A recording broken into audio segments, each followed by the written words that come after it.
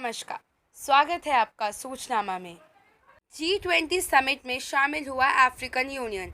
Receive करने के लिए पहुंचे विदेश मंत्री एस जयशंकर। नई दिल्ली में हो रहे G20 सम्मेलन में शनिवार को अफ्रीकन यूनियन को G20 में शामिल कर लिया गया।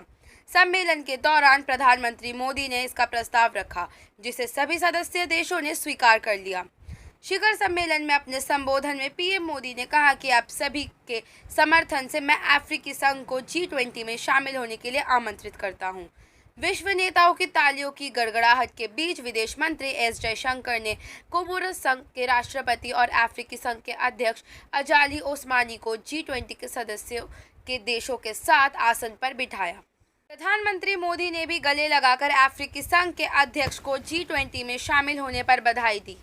सम्मेलन के शुरू होने से पहले ही अफ्रीकन यूनियन के दिल्ली सम्मेलन में G20 में शामिल किए जाने की चर्चा थी। अफ्रीकन यूनियन के सदस्य देश की संख्या 55 है और इनमें 1.3 अरब जनसंख्या निवास करती है।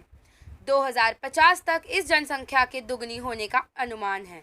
ऐसे में इतने बड़े समूह को G20 में शामिल करने की मांग लंबे समय से हो रही थी। वैश्विक भू राजनीति में अफ्रीकन यूनियन की अहमियत लगातार बढ़ रही है, जिसके चलते दुनिया के बड़े देश लगातार अफ्रीका में निवेश कर अपनी पकड़ बनाने की कोशिश कर रहे हैं। चीन अफ्रीका का सबसे बड़ा व्यापारिक साझेदार है तो रूस अफ्रीका का सबसे बड़ा हथियार निर्यातक है। खाड़ी देश अफ्रीका में सबसे बड़े निवेशक है। वहीं तुर्की का सबसे बड़ा सैन्य अड्डा सोमालिया में है। इजराइल और ईरान भी अफ्रीका में अपना पहुंच बढ़ा रहे हैं। यही वजह है कि G20 में अफ्रीकन यूनियन को शामिल करने की मांग स्वाभाविक थी। प्राकृतिक संसाधनों के मामले में भी अफ्रीकी देश सबसे संपन्न है और जलवायु परिवर्तन में सबसे ज़्यादा प्रभावित देशों में भी अफ्रीका देश शामिल है। अफ्रीकी देश कांगो में ही दुनिया के कुल कोबाल्ट का आधा हिस्सा मौजूद है।